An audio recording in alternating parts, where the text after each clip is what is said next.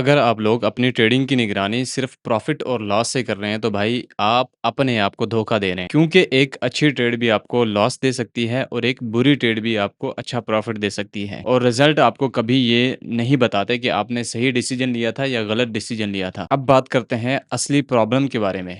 बहुत सारे beginner trader सिर्फ अपने जो ट्रेडिंग जर्नल होता है उसे नंबर के लिए ही रख रहे होते हैं, कितना प्रॉफिट हुआ कितना लॉस हुआ। लेकिन मैं आपको एक बात बता दूं भाई, नंबर प्रॉफिट और लॉस आपको ग्रो नहीं करवा सकता। इसका रीज़न सिंपल है, प्रॉफिट आपको सिखाता नहीं है बल्कि सिर्फ वो आपको रिजल्ट दिखाता है। आपकी असली प्रॉब्लम जो आपके अकाउंट को आहिस्ता-आहिस्ता ख़राब करती है, यानी कि माइनस में लेके जाती है, ब्लो करवाती है, ज़ीरो करवाती है, वो हमेशा आपके बिहेवियर में छुपी होती है। जैसे मिसाल के तौर पर डर के मारे अपनी ट्रेड को जल्दी एग्ज़िट कर देना या लालच में आकर अपनी ट्रेड के जो लॉट साइज़ है उसे बढ़ा देना या लालच में आकर अपने जो प्रॉफ़िट है उसे मज़ीद होल्ड करते रहना।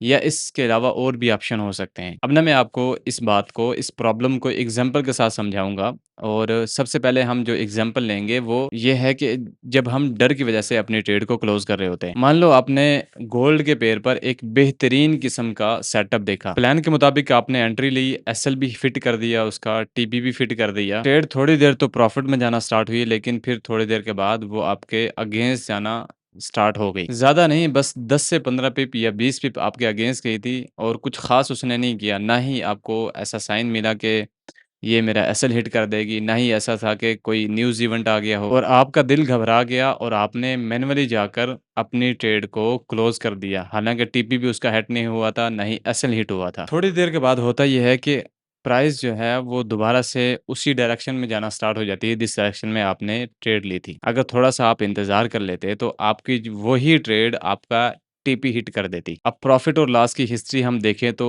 हमें एक छोटा-सा एसएल दिखेगा, एक छोटा-सा वहाँ पर लॉस दिखेगा और कुछ नहीं। और अगर सिर्फ़ नंबर को देखें तो हमें लगेगा कि कुछ ख़ास नहीं था, बस कोई वीक सेटअप था, उस पर ट्रेड ली और वो इसका एसएल हिट हो गया या उसे क्लोज़ कर दिया। जबकि असल मसला ये नहीं था।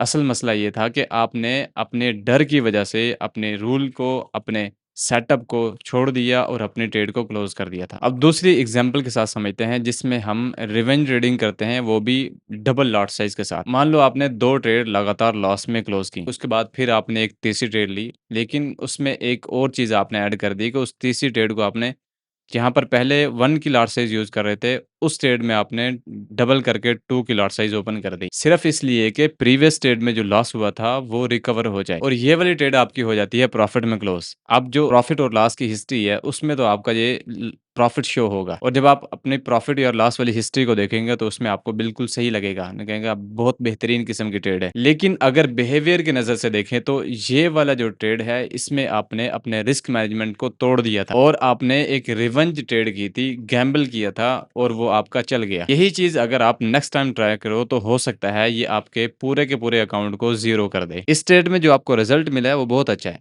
लेकिन जो प्रोसेस है, जो तरीका आज़माया गया है इस ट्रेड में, वो बहुत गलत है। हमने पहले प्रॉब्लम के बारे में बात की थी कि प्रॉब्लम क्या है? प्रॉब्लम ये है कि जब हमें अपने जर्नल लिखने हैं, तो उसमें सिर्फ़ प्रॉफ़िट या लॉस को नहीं लिखना। उसके फिर एग्ज़ाम्पल भी मैंने दी थी कि क्यों जर्नल में सिर्फ़ प्रॉफ़िट या लॉस को नहीं लिखना, बल्कि बिहेवियर को साथ में भी लिखना है। आपको एग्ज़ाम्पल से समझ आया होगा कि क्यों बिहेवियर को साथ में लिखना पड़ता है। क्या रीज़न है? क्या लॉजिक था ट्रेड के पीछे? उसके बाद जब ट्रेड को क्लोज़ किया, तो फिर क्या लॉजिक के पीछे हमने ट्रेड को क्लोज़ किया? अब इस प्रॉब्लम का सॉल्यूशन भी देख लेते हैं। अगर आपके पास कॉपी पेंसिल है, तो आपने ज़रूर लिख लेना है अपनी नोटबुक में, ताकि इन फ्यूचर आपके साथ ये मसला पेश आए, आपको ये दुश्वारी सामने आए, आपके साथ ये प्रॉब्लम बने, तो आप इस सॉल्यूशन के थ्रू इस प्रॉब्लम को हल कर सकें। इस तरह से ट्रेडिंग जर्नल बनाना, जिसमें सिर्फ़ लॉस हो और प्रॉफ़िट हो, ये काफ़ी नहीं होता। आपको इस तरह का ट्रेडिंग जर्नल डिज़ाइन करना पड़ेगा, एक स्ट्रक्चर बनाना पड़ेगा जिसमें आपके प्रॉफ़िट और लॉस के साथ-साथ आपका पूरा डाटा हो, ट्रेड का पूरा डाटा हो, जिसमें आपका बिहेवियर भी हो, जिसमें स्टार्टिंग जब आपने एंट्री ली थी, तब क्या सोच के ली थी, दरमियान में क्या किया था आपने और एंड पे उसका रिज़ल्ट क्या आया था और रिज़ल्ट जो निकला था, उसके पीछे क्या बिहेवियर था आपका? हर ट्रेड के बाद आप अपने आप से ये 3 सवाल ज़रूर पूछें, ताकि आपका जर्नल और आपकी मेंटालिटी मज़ीद स्ट्रॉन्ग हो। नंबर 1, क्या मैंने अपना ओरिजिनल ट्रेडिंग प्लान को फ़ॉलो किया? क्या उसमें एसएलटीपी एंट्री सब प्लान के मुताबिक थे? नंबर 2, ट्रेड के दौरान मेरे इमोशन किस तरह के थे? क्या मैं पुरसकून था या लालच था मेरे अंदर या मैं डर रहा था कहीं लॉस ना हो जाए? तीसरा सवाल आपने अपने आप से ये पूछना है कि क्या मैंने इस ट्रेड में कोई रूल ब्रेक किया है? फिर मैटर नहीं करता कि आपको उस ट्रेड से लॉस हुआ है या प्रॉफिट हुआ है। क्योंकि जिस भी ट्रेड के बाद आप अपने आप से ये 3 सवाल पूछ लेंगे तो आपको काफ़ी हद तक चीज़ें क्लियर हो जाएँगी और आप नेक्स्ट टाइम इस तरह का बिहेवियर से, इस तरह के मेंटालिटी है उससे बच सकेंगे। अगर इन तीनों सवालों के जवाब ये हैं कि हाँ, मैंने ट्रेडिंग रूल को फ़ॉलो किया है, तो ये एक बेहतरीन ट्रेड है, चाहे उसमें आपको लॉस ही हुआ हो। और अगर आपने उस ट्रेड में ये 3 रूल ब्रेक किए हैं, तो ये एक बुरी ट्रेड है।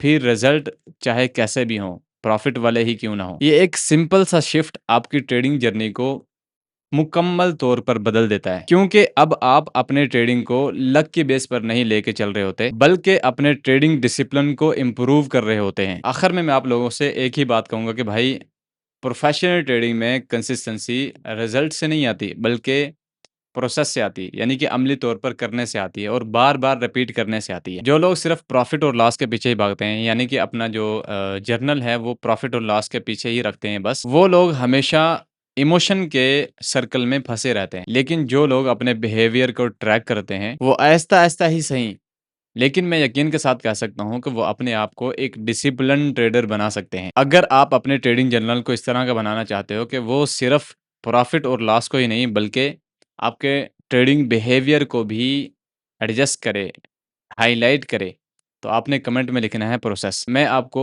जर्नल का जो स्ट्रक्चर है वो फ्री में भेज दूँगा या मैं कोशिश करूँगा कि आपके लिए एक नई वीडियो बना दूँ जिसमें आपको सिखा दूँ कि आपने ट्रेडिंग जर्नल का जो स्ट्रक्चर है वो किस तरह बनाना है। और अगर आप चाहते हैं कि कोई आपके साथ बैठकर आपकी ट्रेडिंग साइकोलॉजी को मज़ीद बेहतर करे, तो ऑल बिगिनर पर ये वाला ऑप्शन भी मौजूद है। आप 30 डे का जो प्रोग्राम है उसमें जॉइन करके उसमें ये सब चीज़ें सीख सकते हैं। अगर आपको ये वीडियो अच्छा लगा हो तो प्लीज़ लाइक ज़रूर कीजिएगा, अपने दोस्तों के साथ शेयर कीजिएगा और कमेंट करना ना भूलिएगा। मिलते हैं इंशाल्लाह नेक्स्ट वीडियो में। अपना ख्याल रखिएगा। ओके, अल्लाह हाफ़िज़।